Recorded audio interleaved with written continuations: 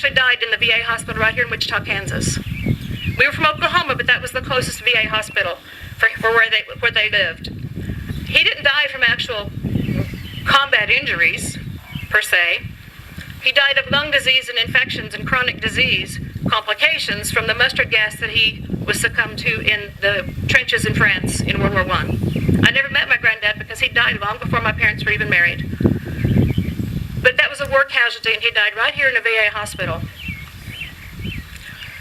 I think my most humbling experience for Memorial Day service, and one I wish all of you, especially you riders, could experience, is several times Larry and I have had the opportunity to go to Washington, D.C.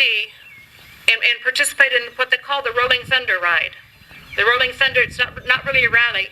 It initially started as a protest march to Washington, demanding a bunch of bikers getting together, riding on Washington, to demand an accountability for missing in action folks. The ones from all these wars that never came back. There's still folks missing from World War II that were never accounted for. There's still people from World War I that nobody ever knew exactly what happened to. Their bodies never came home. Vietnam, the numbers were astounding. We don't have so many from this most recent wars, but they're still out there. And Rolling Thunder now, when you go, there's 500,000 motorcycles. And they gather at the Pentagon parking lot. They clear the parking lot. They gather at the Pentagon parking lot. And they ride out in parade formation. And they close the streets around the whole mall in Washington, D.C. for these men and women riders to ride. And most of them have a flag on their bike, at least one, some more. As they ride around the entire mall, they end up at the Vietnam Memorial.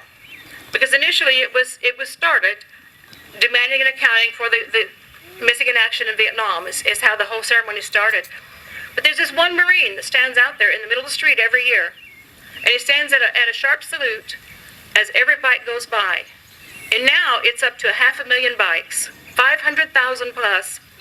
And he stands and salutes the flag as it goes by. And that's his way of indicating the support for the whole operation. I wish all of you could see that. It's amazing. My husband's best friend, Bill Strickland, he and Larry rode together, and his wife and I, and we'd do a lot of stuff together when I was stationed at Tinker Air Force Base in Oklahoma. Probably Larry's best friend. We had moved to South Carolina. I'd got orders, and we went to South Carolina. Bill had never gone to see the Vietnam Memorial Wall. You see, Bill was a two-time vet he served 2 tours in Vietnam. Bill earned 2 Bronze Stars and 2 Purple Hearts, but I never did know why, because he would never talk about it, even to his wife. He was my hero, an amazing, amazing man. Gave his life for Shriners and for military service stuff, supporting the troops, Veterans Day things, Memorial Day things, that kind of stuff. In 2008, he and his wife rode out to South Carolina, and together the 4 of us went up to Washington, D.C., so he could ride in Rolling Thunder. He said it was time. He said later that my husband was the first person he knew in all those years that he could trust enough to go to the wall. Bill lost most of both of his units in Vietnam, and it took a lot for him to settle and be able to go and participate in that. But that's probably the most meaningful thing to me for any Memorial Day, was to see my hero finally be open enough to kind of let some things go, and it took that long, clear till 2008. The next year, unfortunately, he did die from cancer quite unexpectedly, but he got to go to the wall. So whatever, you veterans, whatever it takes for you to make peace with what's happened in your past, find it and hang on to it.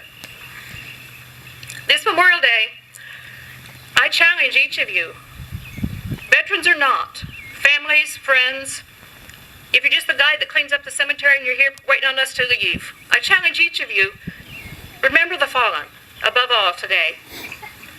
Further, take care of each other, veterans and families, all ages, all war times. Make a difference to someone else, even in small ways.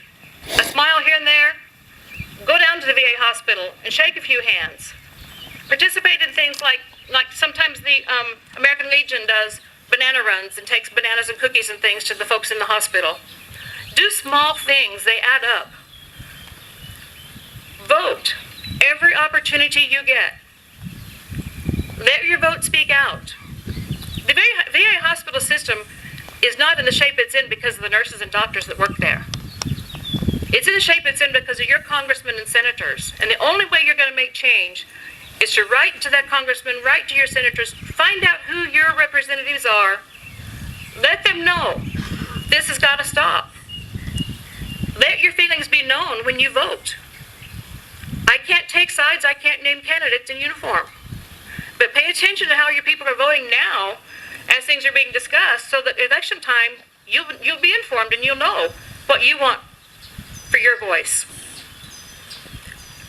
As I said at first, you may not support the current politics, but please, please, never stop supporting the vets and the troops.